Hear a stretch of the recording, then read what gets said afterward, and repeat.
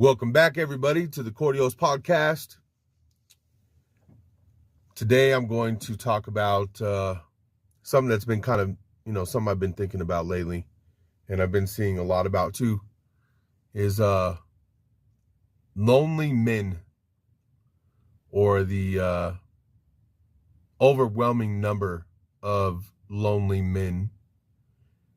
And a lot of them are between the ages of 25 to 40 years old, who are choosing to either be lonely or who feel that it is better for them to be lonely. That subject is a little connected.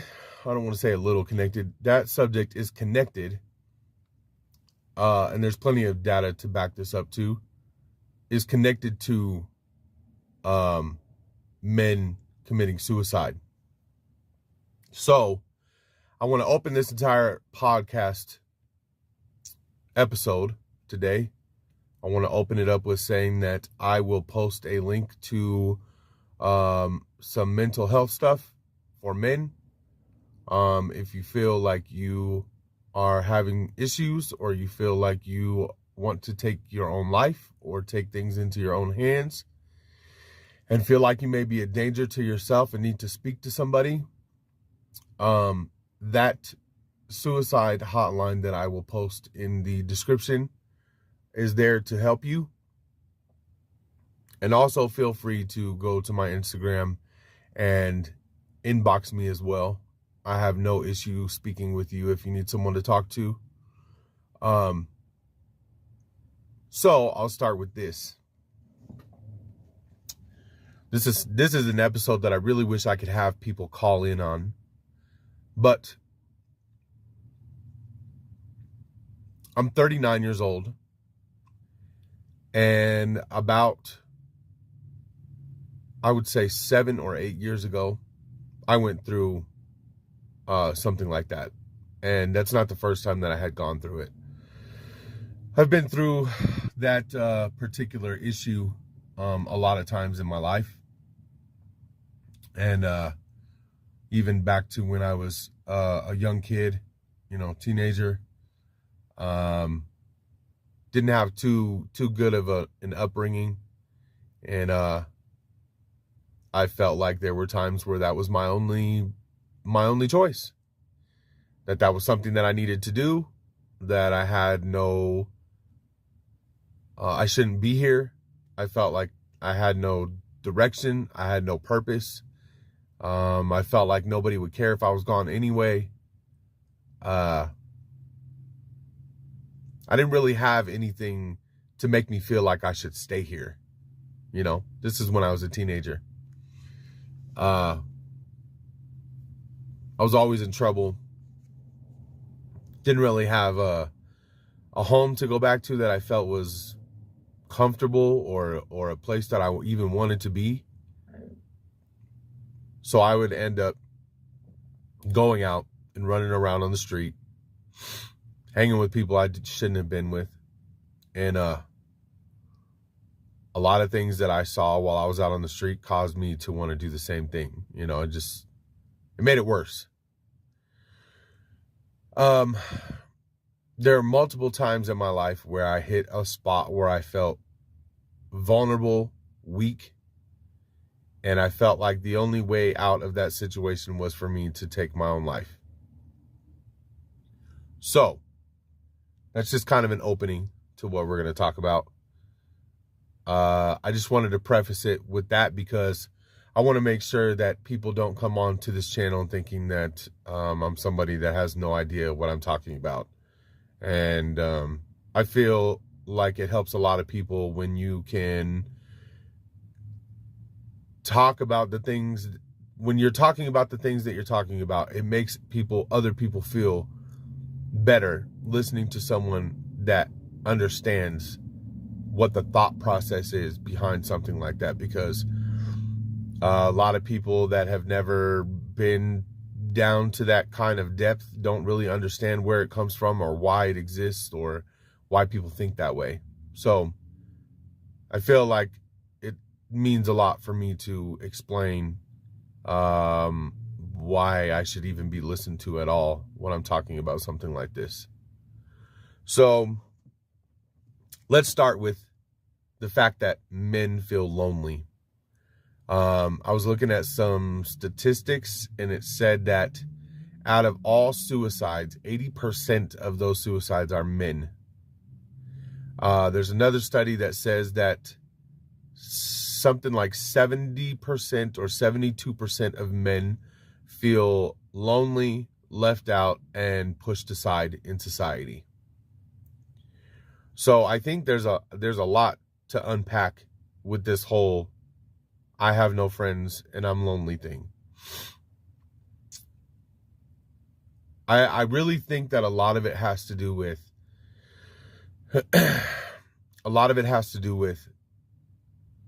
society is not built the way that it used to be built, right? Like when children were raised in the 30s and 40s and 50s and even up into the 60s, 70s, 80s, boys were given an out, right? Like they were given a way to stay busy and to stay happy, right? It was sports, it was football, it was wrestling, it was boxing, you had all these different vices to get out your testosterone, to burn up all that energy, because men have to feel like they're doing something. If you don't feel like you're doing anything, you're gonna start being depressed, and you're gonna start feeling sad, and you're gonna start feeling lonely. And so I think that the loneliness speaks to the way that society is being run. You see a lot of replace masculinity and get rid of it, and it's dangerous. All of those things are contributing factors to the reason why men feel that way. So when you start to take away these vices of what men do, it causes men to feel lost and depressed. They don't have anywhere to let that aggression out. So then what you start to see is men who are either ultra violent and have nowhere to let that violence out at. So you start seeing more violent acts towards other people. Or the other thing that you see is you start to see a depression rate that goes sky high, and then the suicide rate follows. Now, I don't want to dig too much into the history of men or the history of masculinity, but let me just say this. In history, men were the hunters. Men were the ones who went out and spent most of the day hunting wild animals, and would usually go in a pack with other men, or what would be called a warrior band, right? That usually sowed a camaraderie between the men in the tribe. And you can put this, you can buckle this up to any tribe. Doesn't matter where it is, whether it's in Africa, whether it was in Europe, whether it was Mongolian, it doesn't matter. All of these tribes work the same way, right? European tribes did it. All of them were the same. The men were the ones who had to go out and make sure that there was going to be food for everybody, right? So a lot of the times the warriors would go out together and they would go hunt. Part of the reason I named this podcast what I did was because Korios means warriors, or pack of warriors, or band of warriors. So I guess this episode and other episodes that I've done kind of tie into this name. It's men have to have something to look forward to. There has to be something for us to do, to stay busy, to work towards, to look towards, right? When you take all those things away, this is what you end up with. A society of men who feel like they've been robbed, who feel like they don't have anything left for them anymore. And then on top of that, you also have an agenda to feminize men and give away men's jobs to women, and also to make men feel like the jobs that they do aren't worth anything. They're not needed. They're not necessary anymore.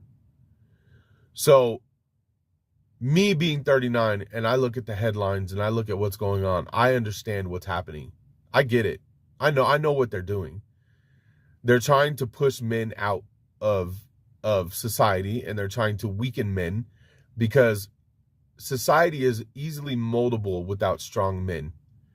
What you see happening right now in society could never happen 40 years ago. There's no way. Why? Because men back then would have picked up firearms already, and we would have fixed it quickly. But the problem is that those men are becoming few and far between now, right? The ones that will actually fight back and the ones that will actually do something. I'm not saying they don't exist.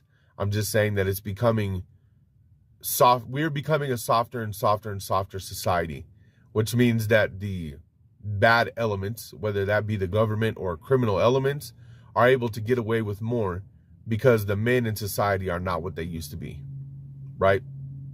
So imagine being a teenager, and there might be some teenagers listening to this. Imagine being a teenager or a young man and coming up and looking at the world and figuring out that there's nothing here for you. There's nothing here anymore.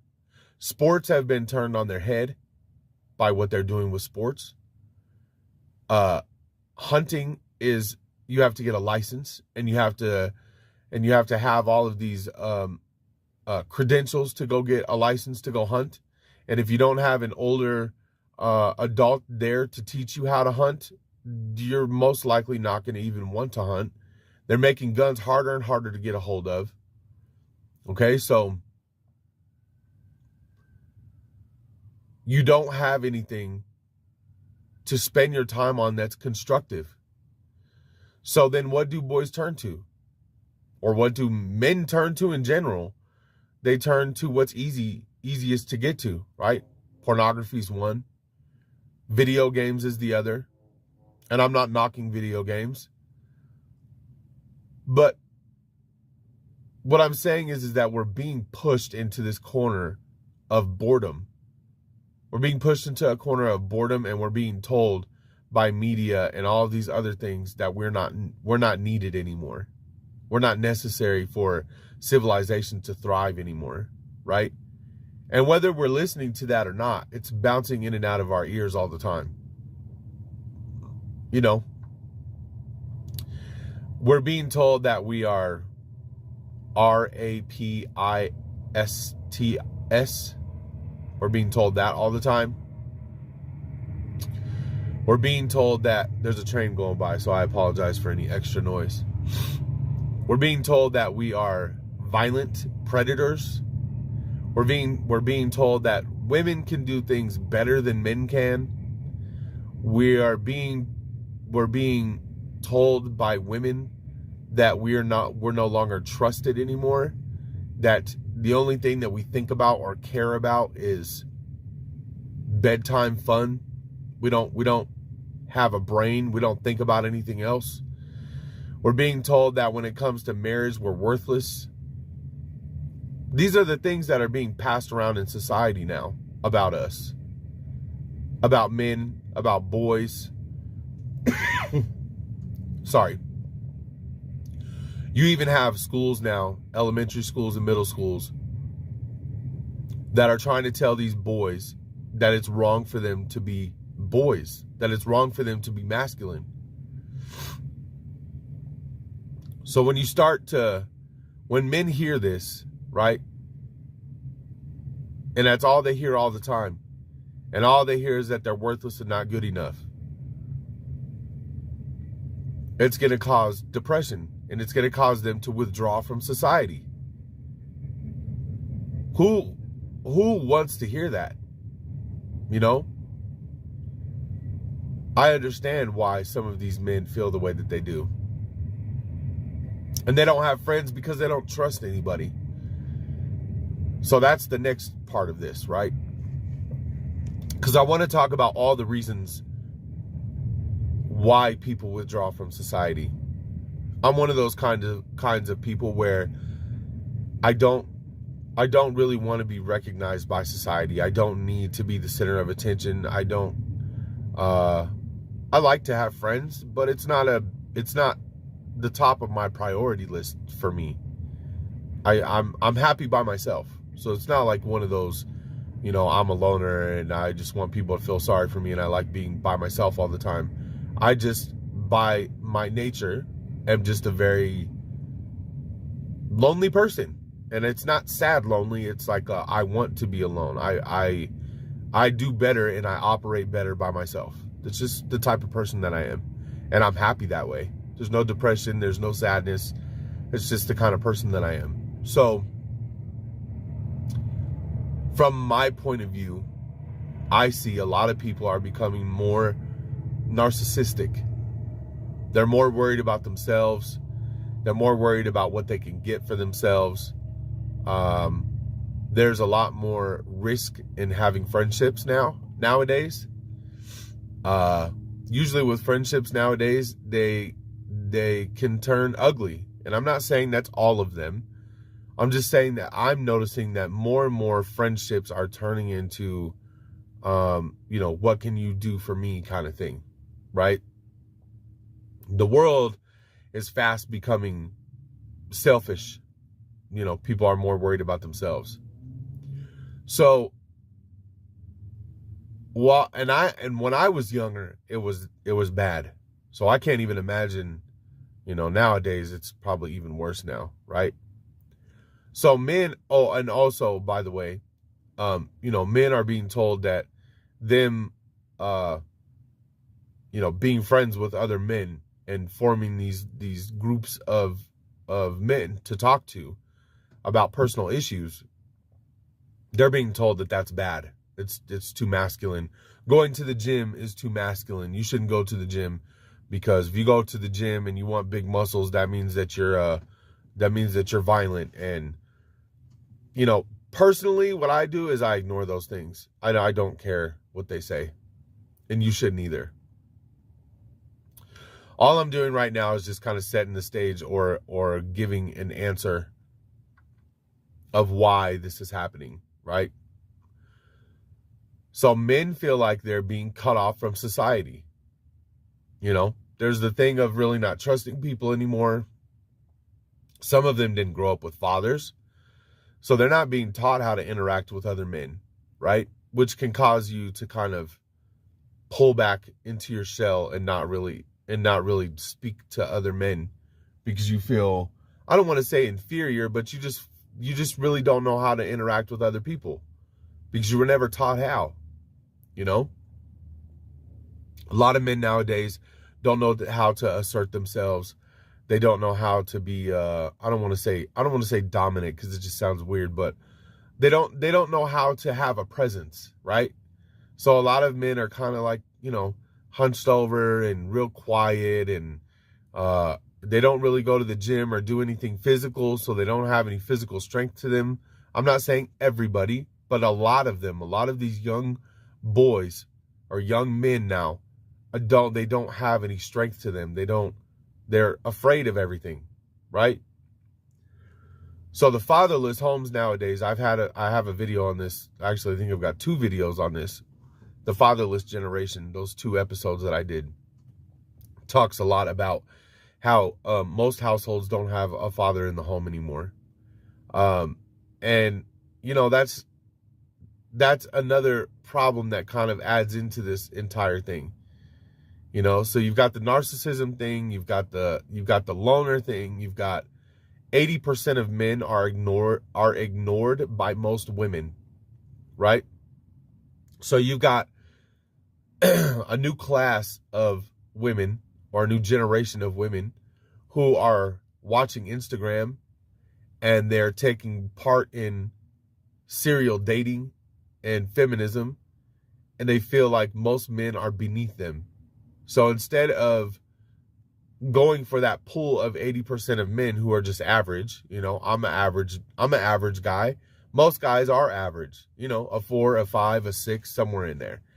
And the thing is most women are average. But what's happening is the average women are caking on a bunch of makeup. They're being told on Instagram that they're the hottest girls ever because these men are desperate. The ones that can't get any or haven't gotten any in a while are telling these women that they're beautiful. And then these women are thinking they're a 10. So then when they go out to the clubs or they go date, they won't date anything under a 9 or a 10 or under an 8. So all these men that we're talking about that are, have the depression and the suicide rate is high and all that other stuff. Another part of that equation is the fact that they're just being completely ignored, right? Nowadays, if you go up to a woman, try to hit on her, you might be told, "Oh, you're creepy. Get out of here. What are you doing? I don't want to talk to you."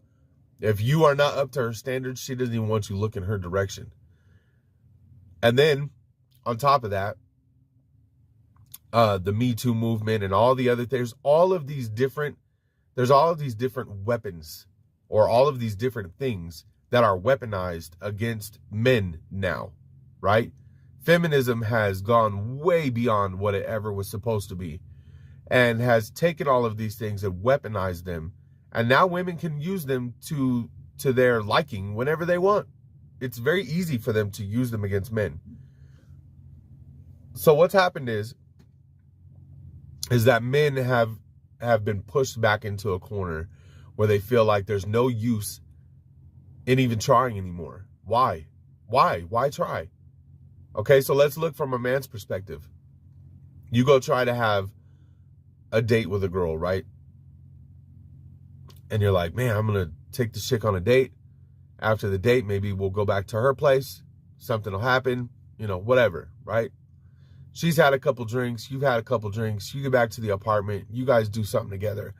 Next day, she wakes up and she's like, I can't believe I did that. I feel horrible. How could I have done that with this guy? I don't even know this guy.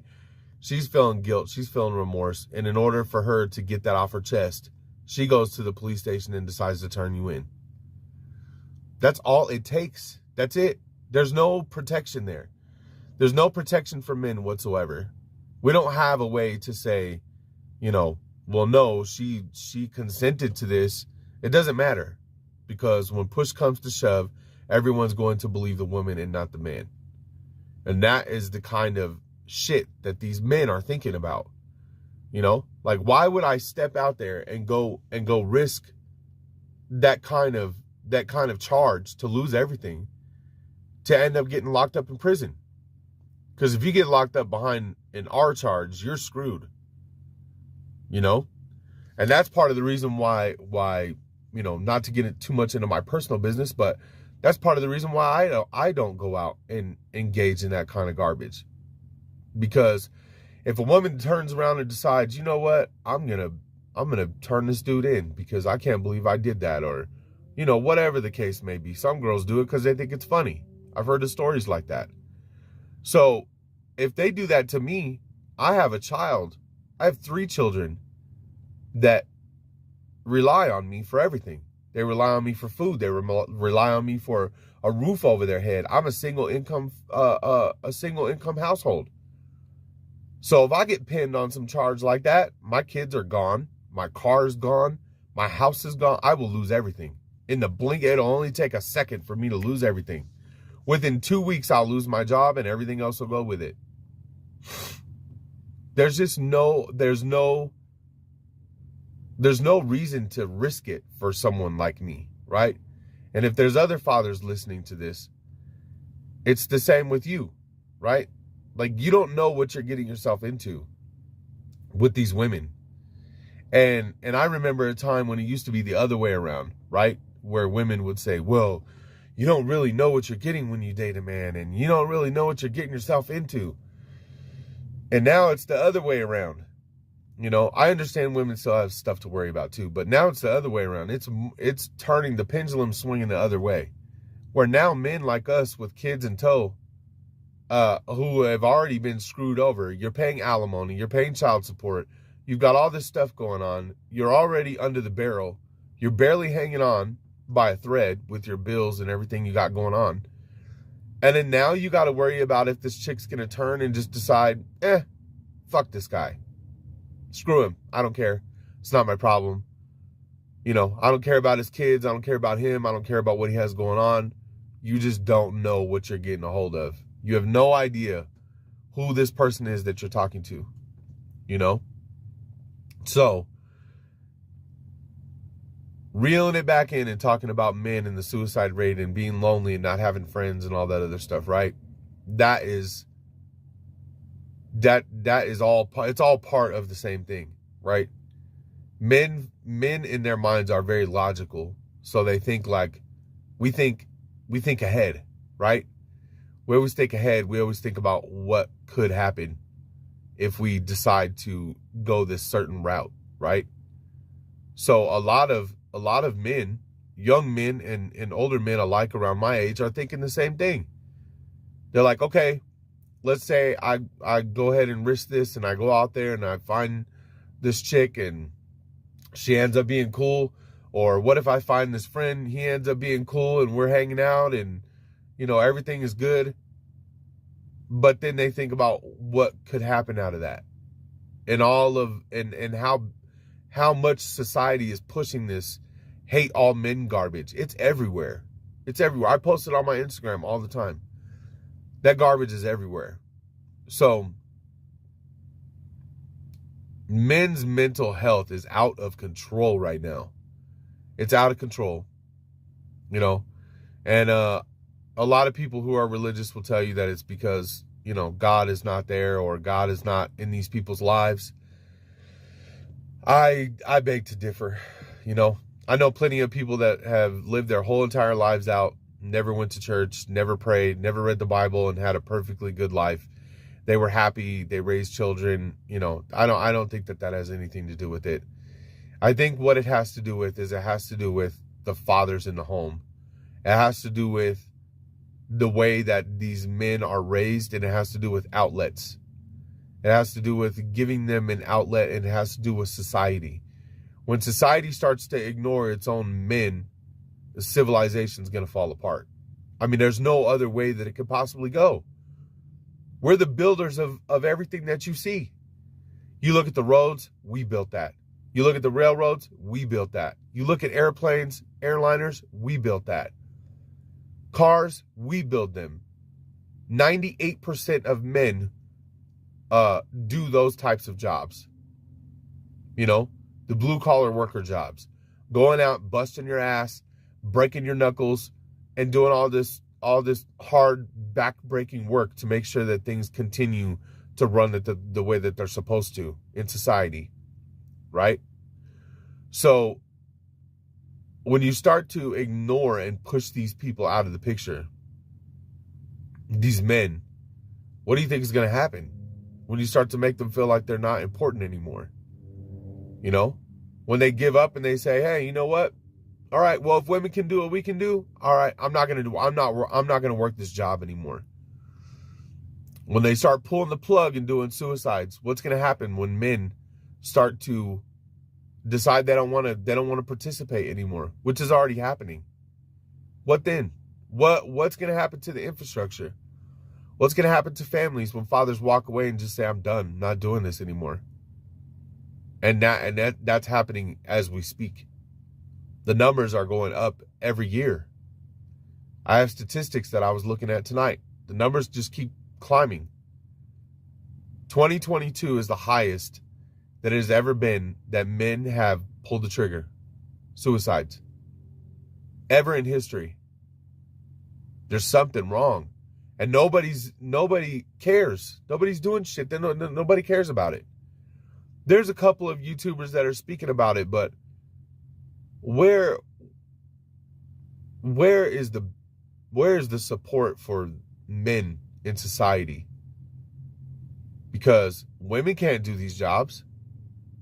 They can't do the shit we do. No woman is going to work on an oil rig.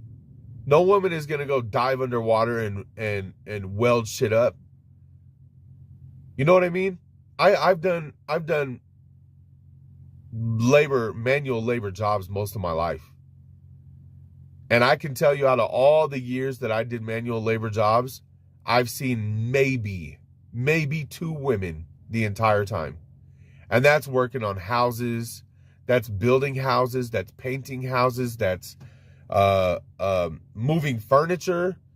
What else, man? Laying underground wire, digging trenches by hand. I'm a truck driver now that does hazmat. I rarely ever see any women do hazmat. You just don't see it. You don't see it. You don't see them do these kind of jobs. They're not going to do manual labor jobs. So what is the future of our civilization going to look like if we continue to push men into this abyss that we're pushing them into? You know, us men have a lot to give to society. Like the other day, I'm just going to tell a story real quick. The other day, I was over delivering fuel to a gas station at a 7-Eleven, and I was in a not so good part of town. Pretty shady part of town, right? And there's some people that are kind of on drugs and homeless people and stuff around this 7-Eleven. So I'm over there, I'm dropping. I'm all hooked up. And this lady is working inside. And the wind was kicking up real bad. So the wind was supposed to get up to like 70 miles an hour. So this wind gust comes, blows a tree over on the power lines. She's got a bunch of shady characters inside the 7-Eleven. And the lights go out immediately in the 7-Eleven. I mean, like, all the lights on the entire block went out. Right in the middle of me dropping. She's got like 8 people inside the store. So I immediately ran over there. Like, didn't even hesitate. Ran over to the door. And I opened the door while she got everybody out of the store. And it was her first night. And the lights were all out. And I told her, you know what? I'll stay right here with you. To make sure that you're okay. So I stood there in front of the door to make sure that nobody would get back inside the door, and I stayed with her. And you know, I did it because that's like the perfect time to rob somebody. That's the perfect time to do something.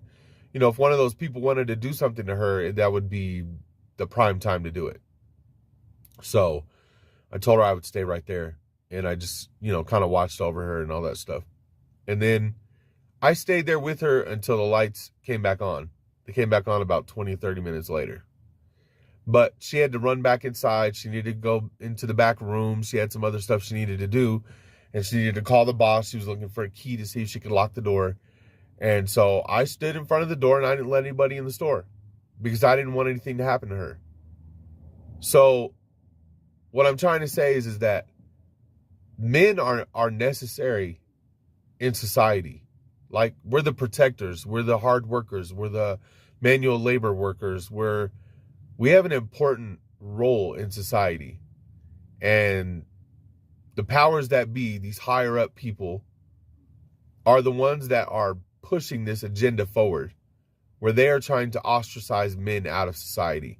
If you're not willing to feminize yourself, and you're not willing to let your children be feminized, you're going to be pushed out of society. And that's the whole reason that this channel was named the Cordios Podcast. Because the Cordios were outcasts of society. They were pushed out of society. The men had to band together because they were pushed outside of society to go survive. They had to go figure it out. And that's where we're at right now. We're in the same situation. We're in a situation where we're going to have to figure this out together. We're all going to have to stick together. Us men are going to have to stick together with our children, and we're going to have to figure it out. Band together, fight back, and figure it out. Because we've earned our place in this society. We have every right to be in society with everyone else. And we shouldn't be ostracized. We shouldn't be called an RAPIST. We shouldn't be told that we're garbage. We shouldn't be told that we need to be feminized. We shouldn't be. No one should be talking crap to us. None of that, right? Men who do something evil, yes, they should be prosecuted, and obviously, you know, you have to follow the law and you have to do what you're supposed to do. But But this has to stop. And the thing is that it's ingrained very deeply into our society. It's becoming ingrained deeply into our society to shame men and boys. It's in our elementary schools. It's in our middle schools. It's in our colleges. It's in our high schools. It's everywhere. They're trying to manipulate our kids into feeling like this is what they're supposed to do. They're trying to make boys feel like they're wrong for being boys. And it is tearing society apart now. I didn't realize how bad the numbers were until I looked at it, how bad the suicide numbers were for men. And usually it's middle-aged men between 30 and 40 years old. And it's a little worse on the white men's side. So white men between the ages of 30 and I think it's 30 and 40 years old, or 29 and 40 years old, or something like that. It's worse for white men as far as suicides go. So, and we have a right, just like anybody else, to live in society and be free and be protected. And, we're without men, society's going to fall apart. Period. You just cannot hold a society together unless you have men. And then all of the people that are listening right now, think about your sons. What does that mean for our sons? What if it's this bad now? What is it going to be like 10, 15 years from now? My son is 7. In 10 years, he'll be 17. In 20 years, he'll be 27. And what kind of world is he going to live in?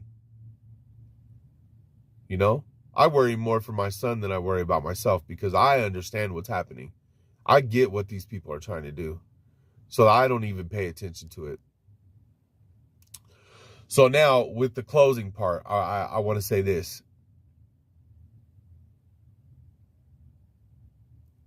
Men have to shake it off.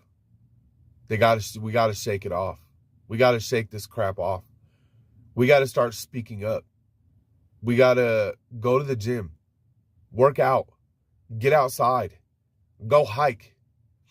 If you want to be alone, you feel better being alone, that's fine. There's nothing wrong with that. Grab a bag, grab a rucksack, throw some rocks in it, put some cement blocks in there, put some water bottles in there,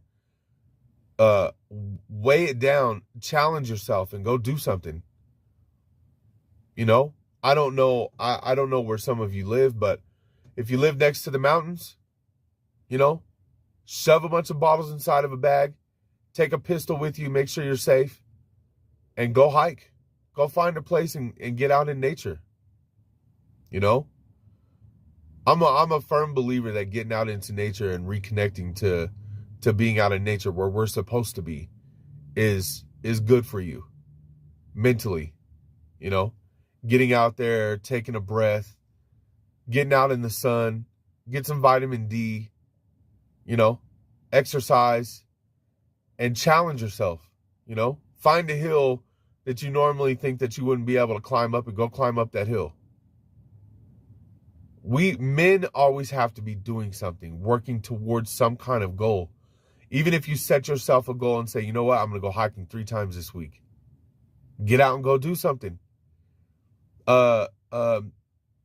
If you can't make it up to the mountains, or you don't have a mountain near you, or there's really no place to hike, get out of your bed and say, you know what? Every time I think about playing a game this week, I'm going to do 35 push-ups, or I'm going to do 10 push-ups or 20 push-ups.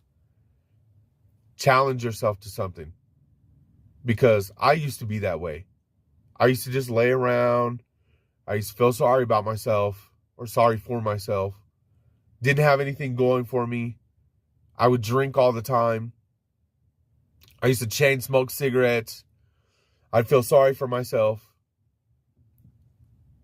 If you don't find something different to do with your time, it will cause you to get depressed. It will cause you to not want to be here anymore, because you'll feel like you don't have anything left. And even if you can find yourself one good friend to go do something with, get out of the house. Once a week, call that friend and say, hey, you know what? let's go catch a movie. Or let's go to the sports bar and go have some wings or something. Just get out of the house. Don't let yourself get so far removed from reality and from friends and from family and from finding something to challenge yourself with that you just get lost in your own depression.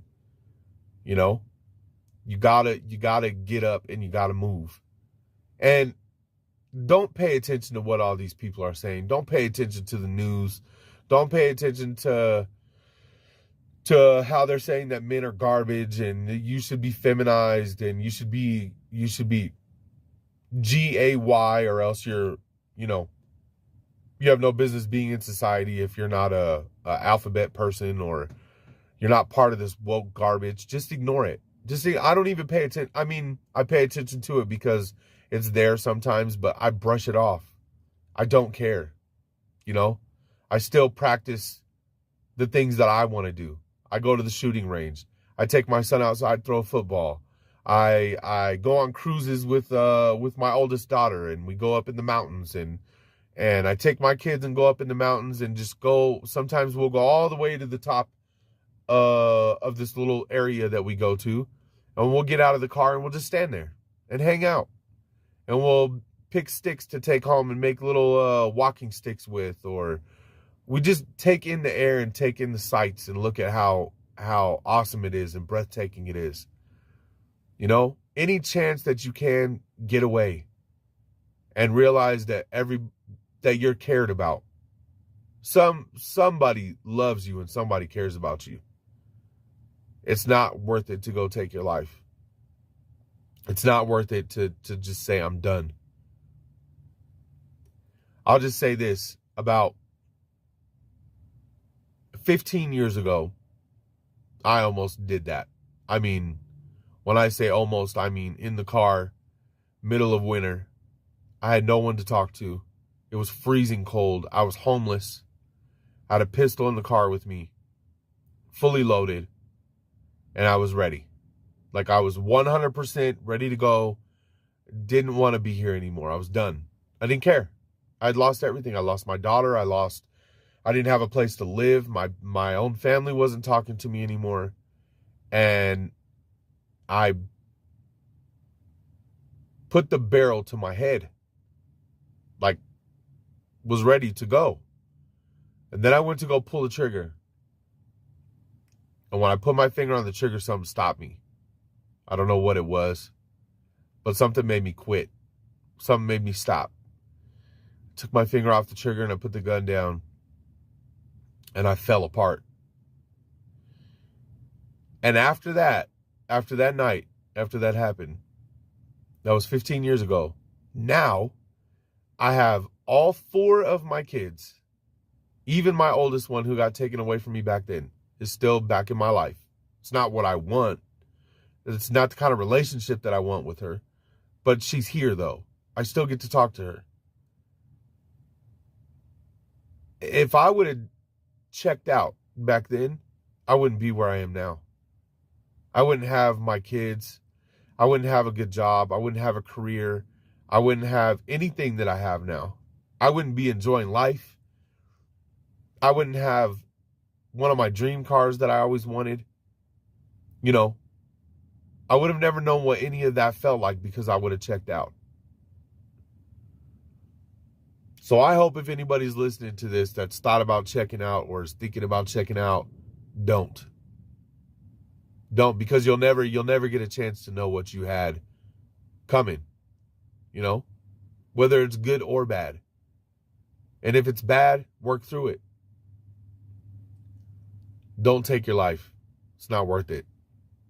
Give yourself a chance. And even if you've been through hell already, just keep plugging along, There's a reason, and it's all for something. So with that, gang, I'm going to let everybody go. But I do want to say I will leave a hotline down in the description. and any other information for a men's mental health.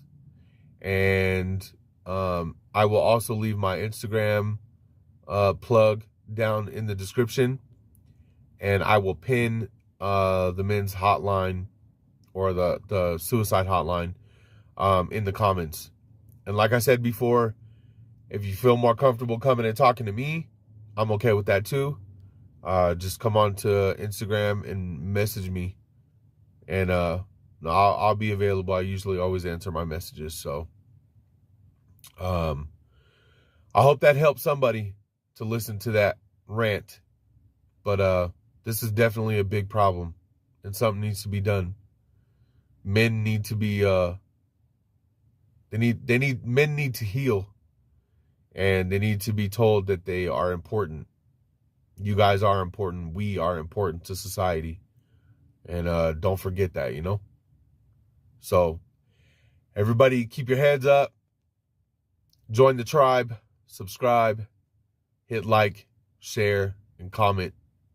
If you comment, it helps the algorithm and it pushes the videos forward so that more people listen to them. So, that'll make it bigger and I can push this message to more people. Add me on Instagram, and I will talk to you guys next time. Good night.